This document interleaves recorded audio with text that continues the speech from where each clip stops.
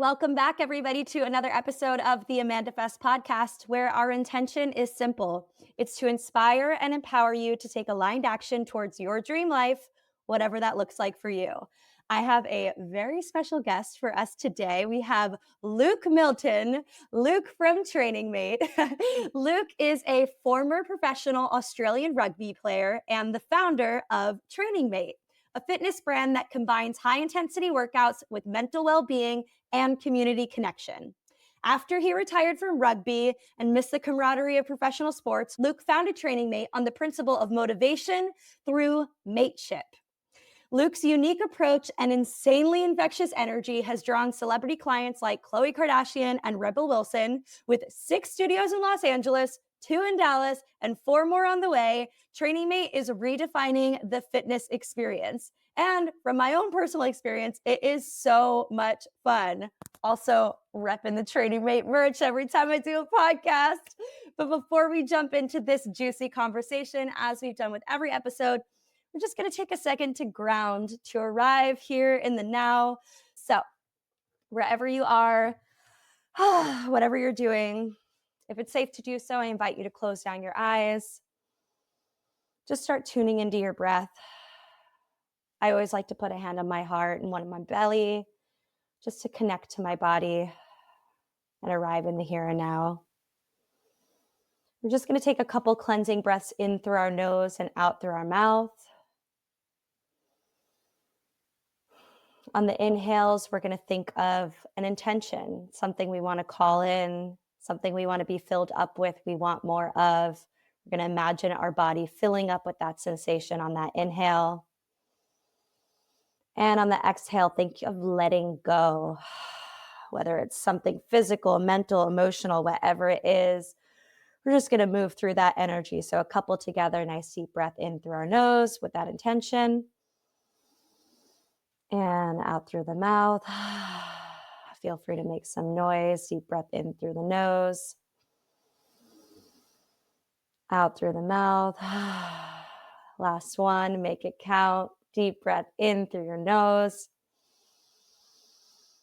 And out through your mouth. Shake it out.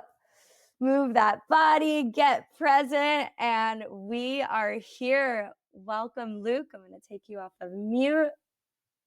Yeah. Welcome. Yo, Luke. Hey, Amanda. Thanks for having me, mate. AmandaFest blowing up. Thank you so much. It's an honor to be here. And tell you what, we might just wrap the interview there. That was the best intro I've had. So I'm done. I can't offer anything else. How you feeling? Yeah, I'm doing great, mate. Thanks for that little breath work. It's such a great way to recenter and sort of recalibrate the body. So it's a nice, relaxing thing. It's really good to get intentional again. So thank you. Yeah, of course. Well, Luke, I did the math before this podcast. I think you and I met almost 8 years ago. Oh my gosh, when I was like 18. Yeah, great. Because I came to Training Mate right when I moved to LA. It's around like 2016, 2017. I remember I brought my mom. Yes. And we did that first class when you were like running the show. And I mean, you've fucking blown up since then. Thank you. Yeah. Some would say it still feels like you're in the midst of it all. But I remember down in West Hollywood down there, and they were, really, really good, authentic, just so organic days. And I know we're going to talk about it a lot more, but just you saying that brings up those little chills for me because it is really special and it is a movement. It's nice to build community. Well, one of the things is, I've been to so many different types of gyms. I've traveled all around the world, and something that's so special about Training Mate, I try to describe it to people that have never been, and I'm like, it's almost like a Thunder Down Under / Chippendales experience. I feel like it shifted a bit since the beginning, but at the beginning you did a really good job of it was mostly just really hot Australian men. And I feel like your clientele, I was in the West Hollywood location, it was like women and gay men that just wanted to be around fun, good-looking, energetic people.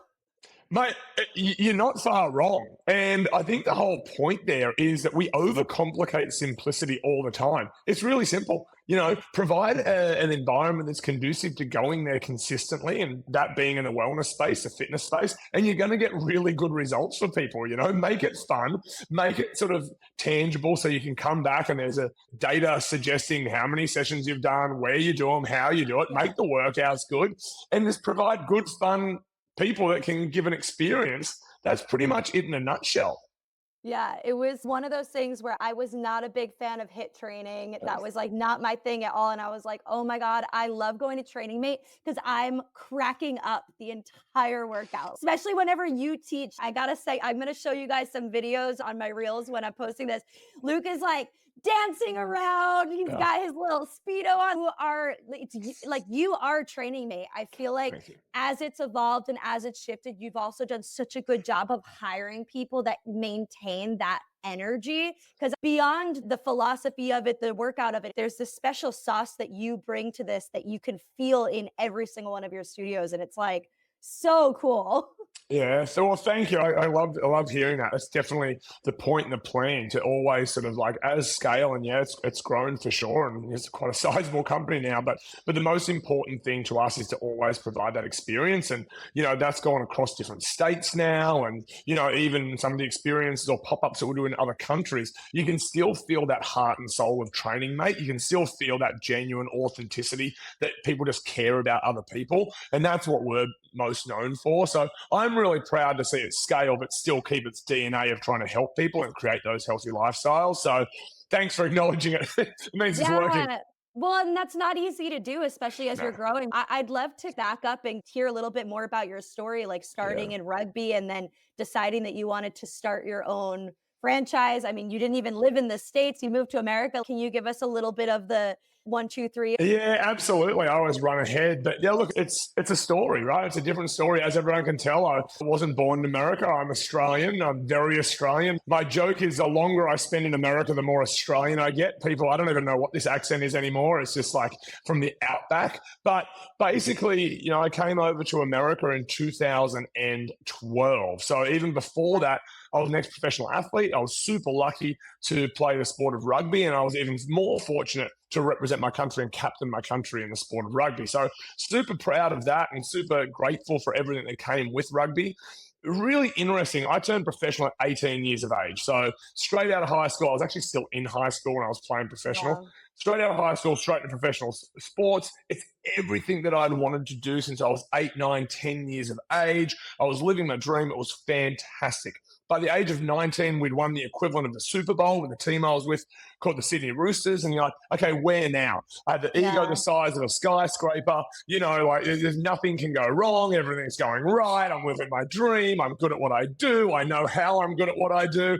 And then from there, it was kind of like almost a little bit of, okay, what next? Where are we going from here? Yeah, what now? And one of the interesting things, I didn't act on this for years, but I discovered in that period that there was something else inside me. There was something a little bit deeper that always wanted to have multiple chapters in this life.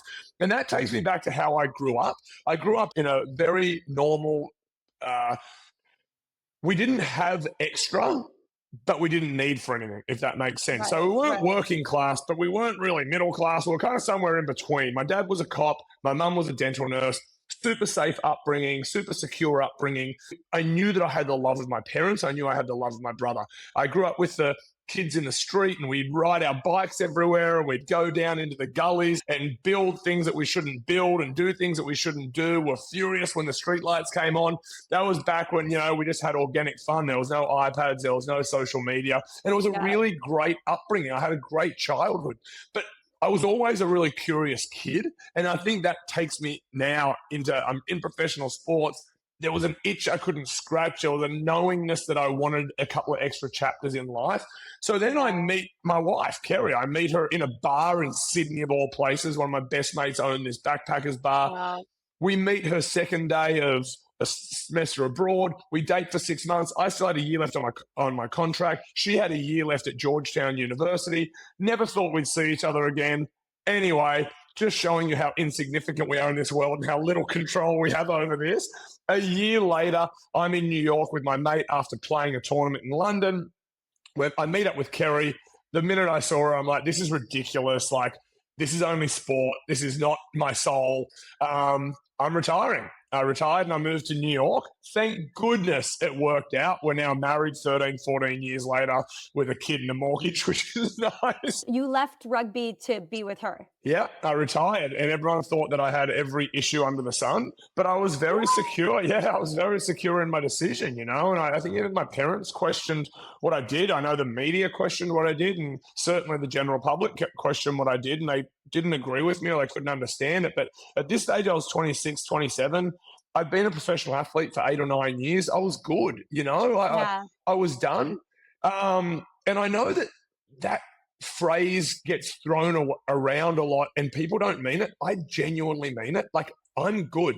I wasn't the greatest player to ever exist. I probably could have got a couple more accolades. I probably could have got a couple more caps. I probably could have got a couple more positive articles written about me. But I achieved what I wanted to achieve from a really young age, and I achieved it quite early, and I got everything I wanted out of rugby. Selfishly, I was satisfied, right? I could still use my body. I didn't have too many big injuries. I had a couple of shoulder reconstructions, I had a couple of broken bones and stuff like that, which is actually not a big deal for rugby. Weirdly enough, my nose has been broken about 320 times, but they were all quite minor injuries and nothing with any sort of like long-lasting deterioration type injuries. So anyway, that was it. So that was like 2008 or 9, I moved over to New York. And then, long story short, obsessed with community. I started a little thing called Aussie Boot Camp in Central Park, and it went really, really well. And I was still playing casual rugby, like definitely not professional, but it was probably the most fun rugby I've ever played in my life outside of school. It was for New York Athletic Club, and just best group of guys ever. I fell back in love with the game. That was actually the biggest threat to me ever making a comeback, because I fell back in love with the game. I missed the guys. Anyway, as everyone knows, 0809, financial collapse in New York, wasn't the most fun place to be. I moved back to Australia, and then a few months later, Carrie came back with me. And that's where we actually started training, mate. I toyed around with making a comeback because I was still at this stage, only 27, something like that. I was going to make a comeback into professional sports. And I was just like, I just don't have it. I don't have the mental capacity to go back in. And what got me to the levels that I got to, the mindset that I had from 10 years of age to 18 was so, like, talk about really visualizing success. There was no way, or manifesting, there was no way I wasn't going to become a professional rugby player. There was no other alternative for me. I never remember thinking about any other option. And I'll talk more about training, mate, in a minute, but that was the same thing with that.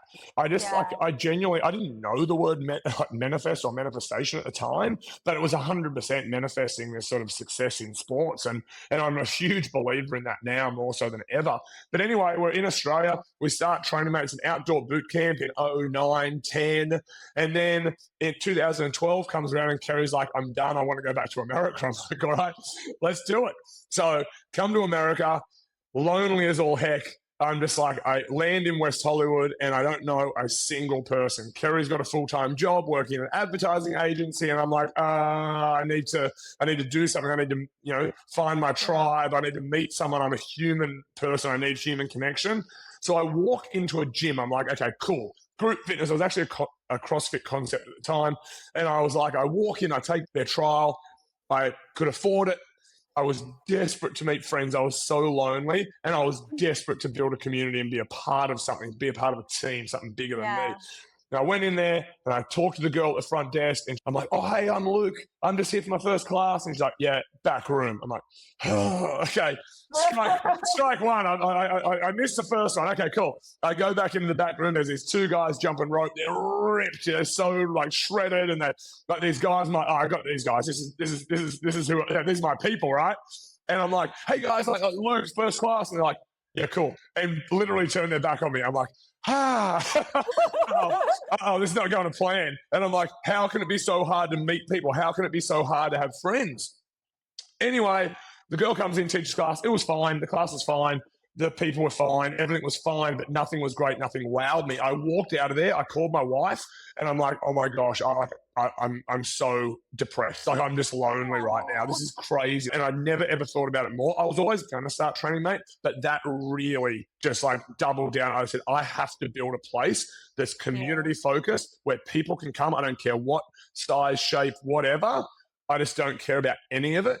everyone's welcome, everyone's encouraged, everyone should feel safe, and everyone should feel a part of the team. And I literally was just like so refocused on making that happen, because in reflection at that time, I still remember Carrie and I going down the Kings Road Cafe and having a chat about it, because I was kind of like a bit like, and I'm really positive, but I was a bit deflated by it all, Yeah. And I was like, you know what? I don't miss rugby. I don't miss sports. I don't miss the crowds. I don't miss the accolades. I don't miss the media. I don't miss any of it. I had it. I'm so happy. I'm grateful for it.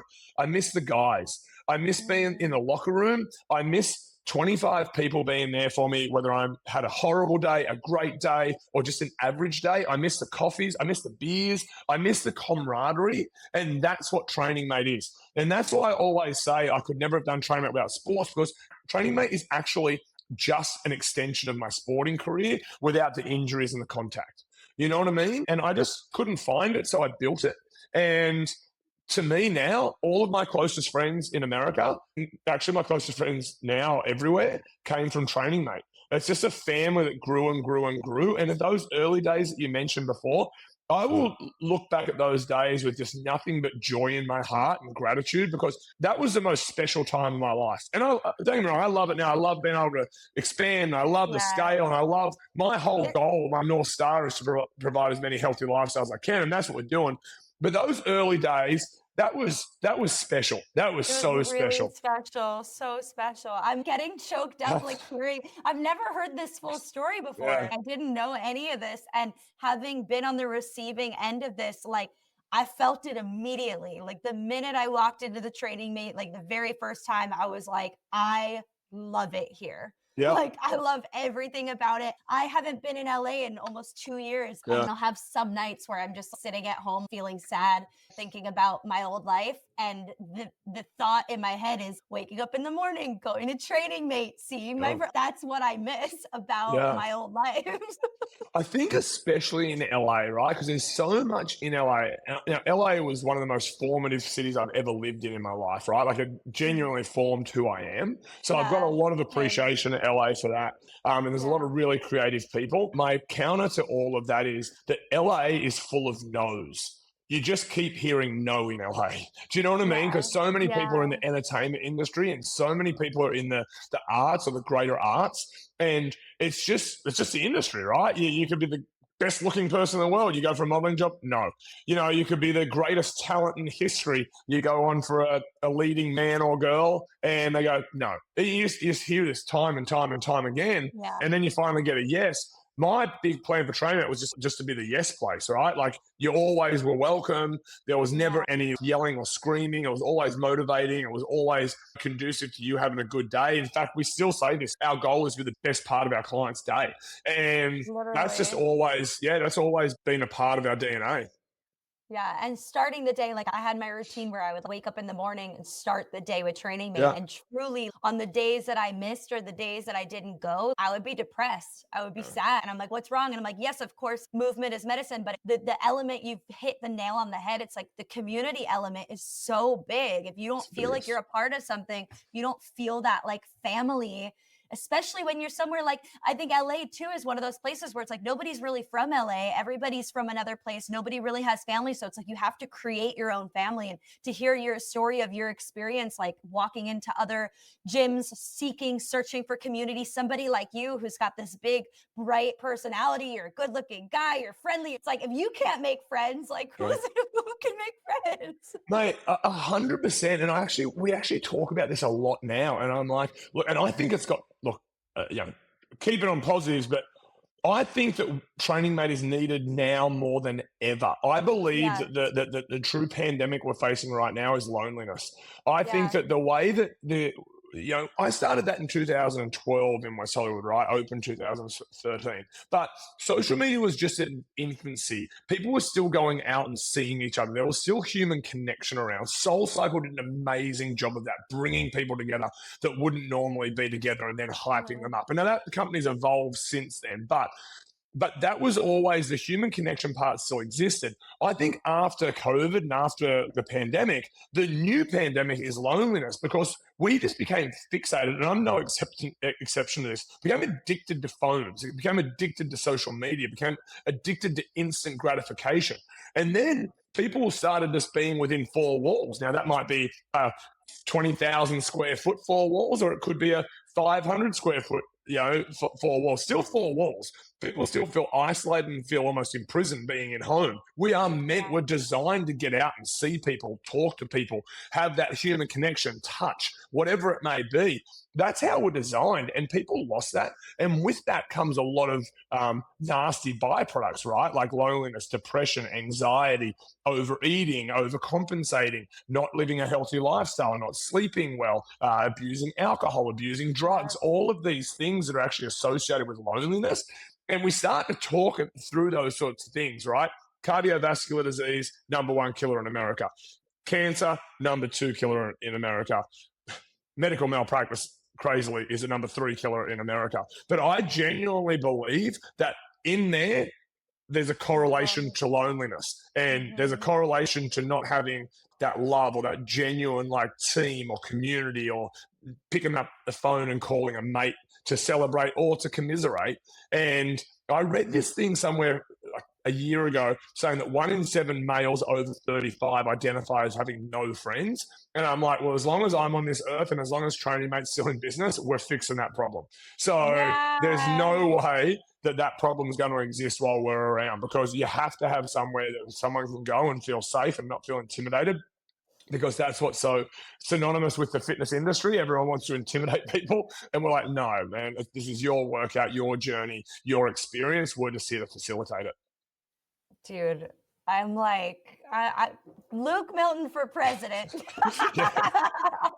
I could not agree with you more. And it's a lot of the work that I've been doing, with this podcast. I mean, I want to inspire people with stories like yours of people, hearing your experience. I'm sure so many people can relate to that, and to be able to actually take action and do something about it and create this thing and like fill this need is like so amazing. But to your point of like, well, yes, the social media, it's not going to get any better, but what can we do, right? And I think a lot of the work that I do, we talk about intentional consumption, but I think a big piece of it too is how do we be creators in this space? How do we, instead of having just junk food media all the time, how can we put inspirational things online? How can we use social media to encourage people to get out of their houses and go meet in person and go to things like Training Mate, go to these places? So that's really amazing to hear that that's such a core value of the mission. I'm curious to learn a little bit about the progression. I mean, as with any company, it's your baby, you're running the show, and then it starts to grow. And so you need to hire people to help. And then, at a certain point, I know you moved to Texas. I know you had a child. Can you talk a little bit about what that transition from, so now you're in LA, you're starting Training Mate, you're growing it, and then that next phase that you're kind of still in now. And also you guys started franchising in the last year or so, right? Or 2 years? Yeah. So pretty good synopsis of everything. I was like, I loosely know everything, but I don't know anything. No. It's pretty spot on. And it's like, look, basically as I said, it actually started in Australia, right? But it was an outdoor boot camp. It wasn't a brick and mortar play.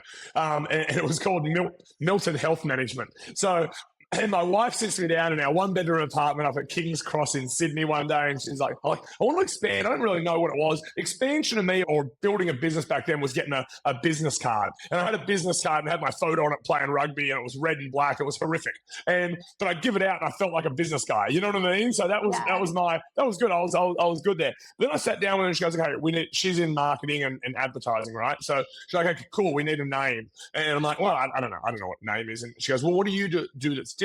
At the time I was a one-on-one personal trainer, and I'm like, well, I like train with them. Like I was doing 8-10 sessions a day, but I would do every session with the person. We'd go for runs, we'd do push-ups together, jumps, jump rope, boxing, weights, everything, but I just do it with them. So I said, I don't know, I'm like their mate. And she goes, so you're a mate, you're their training mate. And I'm like, yeah, I guess so. I guess that's a pretty fair, sort of title. I'm a training mate. She goes, that's the name. I'm like, that's the worst name I've ever heard. That won't take off. That's terrible. Anyway, slept on it. Long story short, 20 years later, here we are. And it's grown into this sort of international company. But She was right. It was just, all of this stuff is just an evolution from authenticity. I was just their training mate. I'm still just people's training mate, and our trainers are just their training mate. And Lauren next to Amanda, and Amanda next to Lauren, and Lauren next to Brooke, and Amanda next to Phil. We're just all mates. That's all we are. We're just in there training mates. That's how it's worked out. That's how the studios are designed to be mates. So anyway, to cut a long story short, we build out the business, and then we start to evolve. So we started that training mate West Hollywood with absolutely no idea what I was doing. Got the lease, opened it up, had no idea even how to build it out, didn't have any clue about construction, anything. My mate, Nikki Mathers, who now owns like Elephante and the Wish You Were There group, like they've killed it. I'm like, I don't really know how to do this. He's like, I've got a contractor, I'll send him down to check it out. And things just worked out. I just had faith, and it just worked out. So there it is. We got that up and going. It looked beautiful. We put that big "wouldn't want to be anywhere else" on the mural on the wall there, and then it just started taking off. But it was so organic. There was no advertising. We hadn't paid for anything. We didn't know anything to do in starting a business other than open the door and just put on a fun class. Do you think that if you knew all of the things that it would take, that you would have started when you started? I don't think anyone would. I think if entrepreneurs are truthful to you, I think that naivety is the greatest skill an entrepreneur can have at the start. That has to evolve, by the way. That has to evolve. Otherwise, you're in a lot of trouble. But it's at the start, the best thing I had was not listening to everyone telling me how likely it was to fail. I just didn't hear it. It just didn't go into my ears. I was like, no, this is easy. This is no problem. What's a burn rate? What's a run rate? What's financing? Well, I didn't know any of that sort of stuff. So the less you know when you start, the better. And so anyway, we started off within 6 months. Oh, it was like profitable within like 3 months. And I'm like, oh, great. And when I mean profitable, I still remember we started in September, right? September 16, 2013. So we obviously lose money in September, lose money in October, started making money in November. So we made $2,400 in November in 2013 profit for the month. And then I went to Buffalo with Carrie, that's where she's from, for Thanksgiving. I wake up Thanksgiving morning, we go down to the local Starbucks, and I've got something like 60-something messages and missed calls on my phone. I'm like, what is this? Because it's 3 hours ahead in New York. What is this? What is this? It's West Hollywood Sheriff's Department. Someone had kicked the door in, broken the glass door, and stole the computer. And anyway, at the time, computers are a bit more expensive down now, so it cost me $2,600 to replace it. So I lost $200. And I was like, I was like, oh my gosh, talk about getting a crash course in what business is. But then it started really taking off. December was what it was. And then January, February, by March, it was a real business. It was doing well. We had trainers and employees and clients and members, and everything was really going quite well. It was super, super fun. And then it was somewhere between March and September, because it was before we're a year old, but Harper's Bazaar referred to us as the hottest celebrity training concept in America. And we're like, whoa. And I remember, I think we were in New York when I got that message. I'm like, whoa, this is serious. Like, this is so cool. Like, this is crazy. I'm just like this idiot dancing around the Speedo, like just trying to make it fun for everyone. But it was working. There was a bunch of celebrities coming in and having fun because they were treated like everyday people. And I maybe should say everyday people were treated like celebrities. Maybe that's more accurate. But it was just a really, really fun thing. So anyway, a year after that, jumped back into the fire. We started Studio City. So West Hollywood became one of the most successful hit concepts in California. So another year after that, we go through cash flow. We just jumped in and we started Studio City in the valley. And mate, within 4 or 5 months, that was as good as West Hollywood. Within a year, it was like really like going for it. And these are two of the most busy concepts there were. And I'm just going, this is so great. Like, you can't lose, right? This is easy. Yeah. We kept growing the team. There was a few problems, obviously, that come with growth. Like different people's personalities get in there, all that stuff. A little life update in between that time, we had a baby. So that was nice. Greatest thing that's ever happened to me. But trying to build this business and have a kid as well, it's just like so surreal, but it makes it worth it. And you have a bit more gratitude and a point and a reason for getting up early and staying back late. Was she working another job at this time, or she was full-time with Training Mate as well? No, Carrie's like too smart for that. She's like objectively crazily intelligent. So, graduated from Georgetown with like just every every accolade you could get. She went into advertising, so she worked for the Saatchi and Saatchi Group for years, and she just had a real passion about advertising. She started to lose that passion as it became more digital. She really loved the love mark aspect of Saatchi, and that's like how you create a brand rather than a product, and that's definitely synonymous with what Training Mate is. Like, we definitely look at Training Mate as a love mark, not as a just mass scale, who cares, no emotion, behind it. Not that that's a bad thing. If that's the lane you choose, go for it. But the difference between Harley Davidson and Suzuki, right? Or the difference between the Ritz and the Marriott, or the different, those sorts of things were really, really important to us to stay true to. So no, she wasn't working full-time. She didn't start full-time with the company until 2019. Good timing there. We'll get to that one. That's great timing for us. Yeah. I was just curious to hear, because I know that she obviously was your partner throughout all this. And I'm always curious to hear how partnership is able to influence and inspire you to reach your dreams as well. Yeah. So that's cool to hear her intermingling into the story as well. 100%. And she was always a part of it from day one. I'd argue she always worked full time there. It just wasn't official, you know what I mean? So everything we do is 50-50. We're in everything together. So then we started Studio City. We had awesome success with that. Then fast forward another year or so, we started Santa Monica. So this is getting us up into like 2018 sort of levels now. And then Santa Monica had this this big takeoff. And then we hit some issues with Santa Monica that we had to fix, but it was a great lesson, to be honest. And then so we fixed and we evolved, we come back stronger. We reopen Santa Monica. It goes up again, trajectory faster than the first two. And then boom, the pandemic hit. And so we're like, all right, cool. Now we've got to lead in a different way. And along the way, we definitely developed a lot of skills that we didn't have at the start, or especially that I didn't have at the start. How to mentor people, how to manage people, how to communicate properly, how to give be assertive but not aggressive and not passive, and all of the things that go along with growing. And, now we're up to a company, we've got over 120 employees. So it's a bigger, still small, but it's still a bigger company than when we started. So now we hit the pandemic, everything shuts down in LA. No clue how it's going to be financed, rent's still due, payroll's still going, because a lot of our guys didn't qualify for a lot of the things that were getting passed up early on. And I still remember this conversation with Carrie during the pandemic. We were like, our accountant called me and we kept payroll going for employees out of our own pocket because we weren't making any money or weren't doing anything. And again, it's Carrie and me. There was no one else in it at the time. And so we kept payroll going, and our accountant called us and goes, if you guys keep doing payroll, you'll be bankrupt in 6 weeks.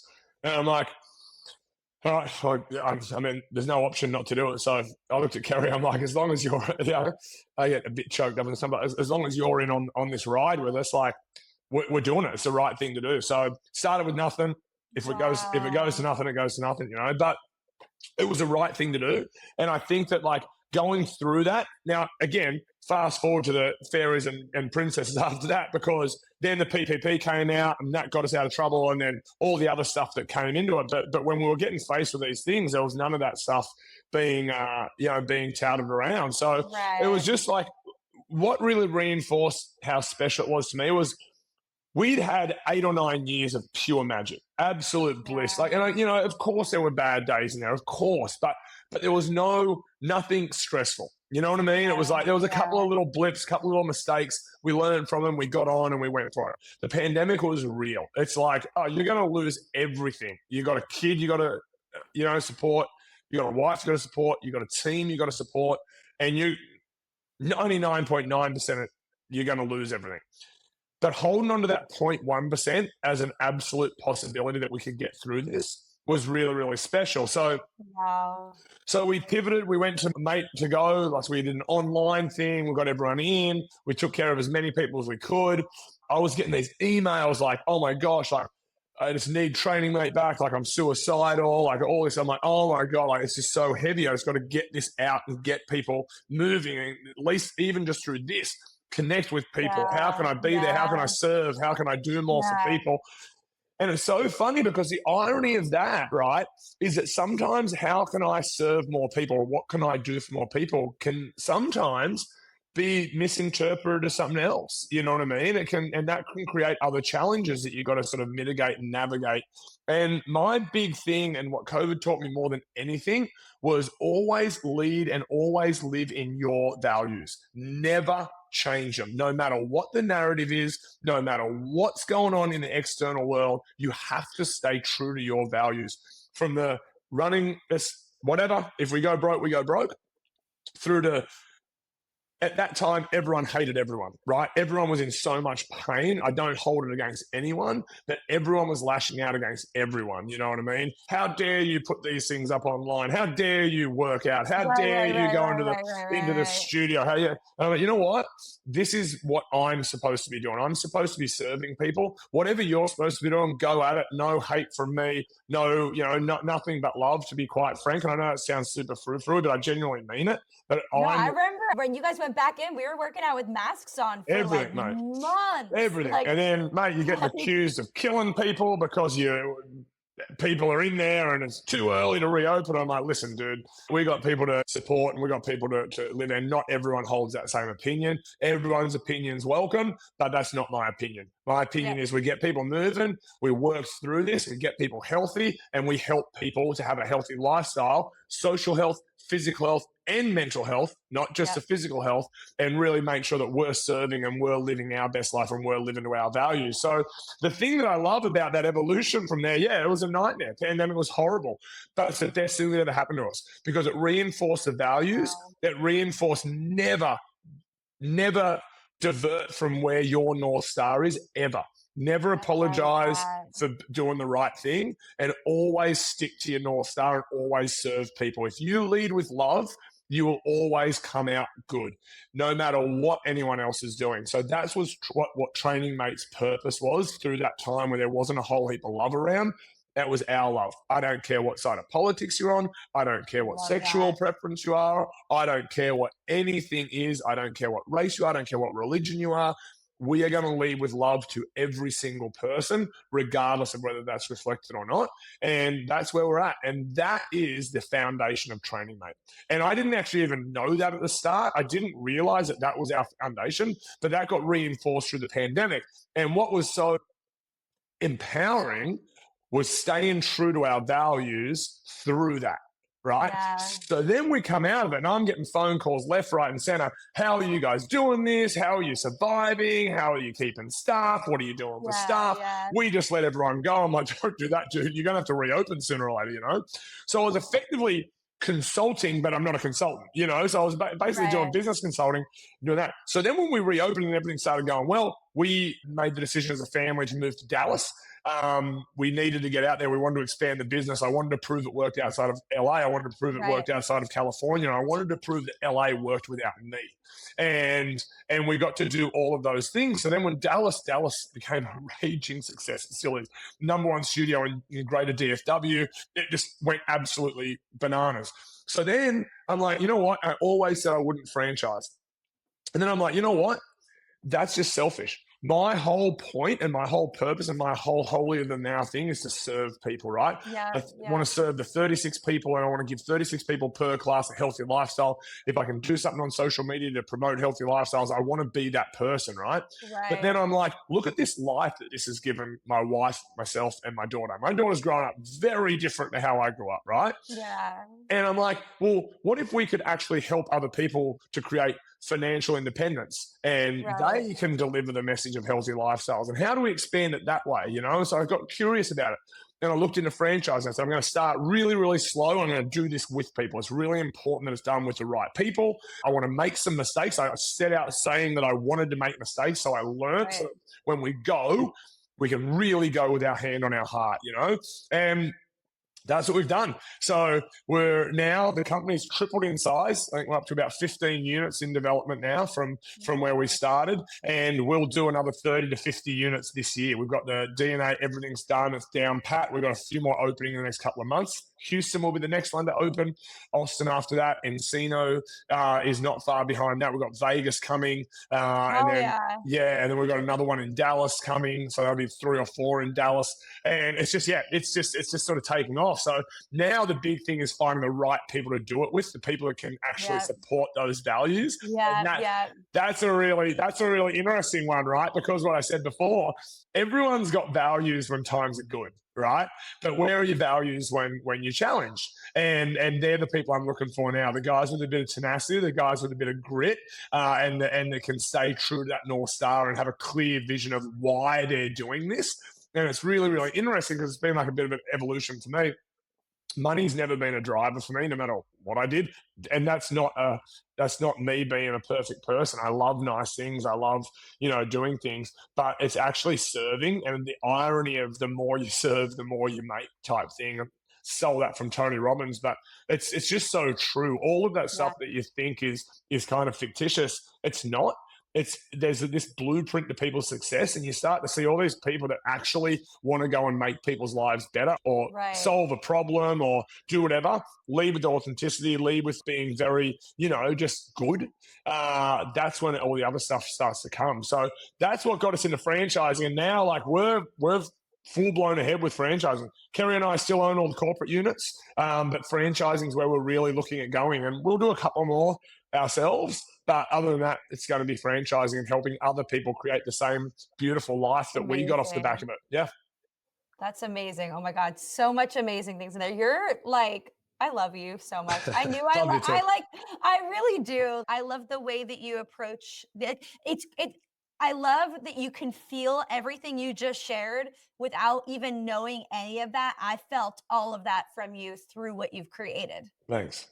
Yeah, it's really important. It's really cool. I'm curious, are you, what is your involvement? Because you're saying, obviously, you want to keep that heartbeat at all these different places. Are you directly involved in the hiring of each of the people that are taking over the franchises? And I'm also curious, what is your method of figuring out if these people are because do you have a specific question you ask, or what are you looking for in that? Like, is it energetic, or I'm just curious how you can know that in connecting with people. Oh my gosh, you're like such good questions. Like, the two main characteristics of a training mate trainer or a training mate person is likable and relatable, right? Everything else can be taught. But if you're likable and relatable, you should be able to create an experience, and you should have people that you should attract a tribe, right? And that's our whole play. To answer your question about how you do that, any questions? No, I've tried every specific question. I've been at every Tony Robbins seminar. I've been to every sort of made people's ears bleed, mentors' ears bleed them up. But I need that question. It doesn't work. It's just breaking a few eggs to make that omelet, and it's just like spending time with people, learning through osmosis. It's so interesting. I've been wrong a lot, a lot. And I've really thought someone got it, but they either don't want it or don't believe in the values that we have. And that's okay. They're not wrong. It's just wrong training, mate, right? It's just not a fit. Yeah. Exactly. So we look for good people. We look for people that want to serve and not just take. We look for people that are positive, energetic, and that genuinely have an ability to empathize. I think when you sympathize, you can create weakness, but when you empathize and when you live it with them and you're in there with them, that's when you're their training mate. That's when you can get them through. That's when you ask more about their dog that had to go to the vet, or the unfortunate breakup, or the winning the California state lottery, or the winning an Olympic gold medal, whatever it may be. Caring for someone is the greatest characteristic you can ever have in life, no different from training mate. But doing that authentically and organically is the secret sauce, right? I've had the whole, I'm all those. A week into it, it's exhausting, and it's not that. And that's fine, but living your authentic self is by far the best one. The most successful people we've had and have are authentic and organic people. They genuinely care about people. Yeah. Oh my so God. The other part of that is, yes, I'm still very involved. Carrie and I are still 7 days a week because we love it. It's not a job anymore, which is nice, but it's just building this movement. And obviously I work with a phenomenal team. Like, I will say that we just have the best team, and it keeps growing with really good people. It's so funny. We just put on this Australian the other day who's down at Santa Monica now, and I met him. I'm like, within 2 minutes we had a beer, and I'm like, oh, you're the guy. Like, you're like, it's so obvious. You're the guy. You get it. Yeah, go for it. Have at it. Do you follow Stephen Bartlett at all? No. So I have to now. Yeah, the Diary of a CEO. But I was watching a TikTok yesterday where he was talking exactly what you're saying about building out a team and what that looks like. So the guy that he was collaborating with made a video talking about, he was like, every single person that is attached to this man, down to the Yeah. driver, down to the assistant, down to the person scheduling. He was like, every single person around this man is so genuine, so like in good spirits, so high energy. It already creates that experience before you even get to the person. And I feel like you've done a really good job of that, where it's like, you're like, I can't do everything. Obviously the classes that you teach are like, I mean, they'll always be the fucking OG, amazing. But it's the goal of like, how does this exist without me? How does this live without me? If the true goal is to have as much impact as possible, how can you be the facilitator of that? And I feel like just hearing your story of that evolution and letting go and allowing, it's so cool to witness, and it feels like you're still going. 100%. I'm getting a bit long in the tooth, but they're still letting me teach. So I'm still teaching a few classes a week, and it's fun. It's selfishly, like you talked about it before, but like selfishly from the trainer side of things as well. When I go in there, I can have every spreadsheet thrown at you beforehand. You're like, oh, I just want to, like my head's exploding. But you go in there and you teach it, and for an hour, I'm good. Like I get so much out of it. I'm not thinking about anything other than the service and the fun that it is and the experience that it is. And that's the cool part of it. It's so like, I feel selfish a lot of times. So I just get so much off it. I love it. Well, before we come to a close, I'd love to just loop back quickly. I know you said that when you started this whole experience, when you started rugby, when you started training me, that you didn't believe in manifestation, but now you do. You mentioned Tony Robbins a couple of times. I'm curious what your progression into, like, how much mindset has to do with it. And it sounds like even your experience with the pandemic and not listening to other people. Is this something that's evolved over time? Is this something that you took time to like really study, or it's just been this evolution of experience? Yeah, a little bit of everything there. I think that it's so important. Yeah, all of those things were so arbitrary. They were just words to me back in the day. And now I don't only believe in them, I live by them. Having some mindfulness, like I should be better at it. But like I just use the Headspace app, just to get a little bit of clarity of thinking. I'm trying to get into breath work. I do like cold plunging, and I try and breathe a little bit, and I move every day. So I'm definitely mindful. The Tony Robbins stuff, the self-development stuff, I think is so huge. I think that guy is, he's got to be a genius. I don't see any other alternative. He just has to be like he's just such a spiritual guy. And one of his big sayings is life happens for us, not to us. And always understanding that that's going on, whether you're going through good times or bad times, whatever your experience is in that moment is setting you up to give you the tools to deal with something later on. That's not always a negative thing. People are always like, oh, iron strengthens iron. It's like, yeah, I get all that sort of stuff. But there's some good as well, right? Like there's a little joy in the heart that allows us to experience more joy later on. There's love that allows us to love others and to love ourselves more. And we can experience some great stuff that sets us up for life in the future. And then I became quite faith-based, Faith was never a huge part of my life growing up. And now I wouldn't say I'm all in and 100% on anything, but I genuinely believe in a bigger power. And I'm Christian, and I believe that, there's a bigger person out there or something out there, and that God's got your back. And that's what I believe in now. So I believe that we're not really in control so much, that we're in control of like taking advantage of the opportunities that we're given, and we should lead life with, a pure heart and do the best you can. Sometimes it doesn't work out, the way, but always start your day with the right intention. And so faith became a bigger part of my life, and that's kind of where it's all at. So just believing in something bigger and believing we're here for a real reason. And, something I didn't touch on before, but like one of the biggest triggers of all this for me was I got involved in a really serious car accident, like in 2010. It was a hit and run, and you sort of left for dead, and I had a bunch of fractures and a bunch of that, and pronounced me dead for a little bit. And I think after that, it was more like, man, like I just think you're here for some reason. You know what I mean? Like I within 3 months proposed to Carrie.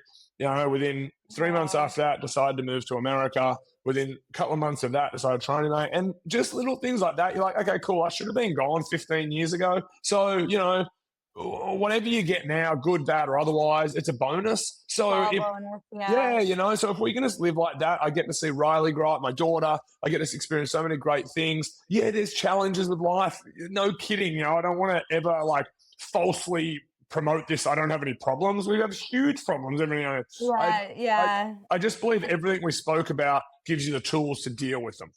It doesn't matter as much. I feel like so many people who have near-death experiences like that come out the other side of it with this realization of just like this profound understanding that like, it's like nothing matters and everything matters, to your point. It's like nothing's that deep.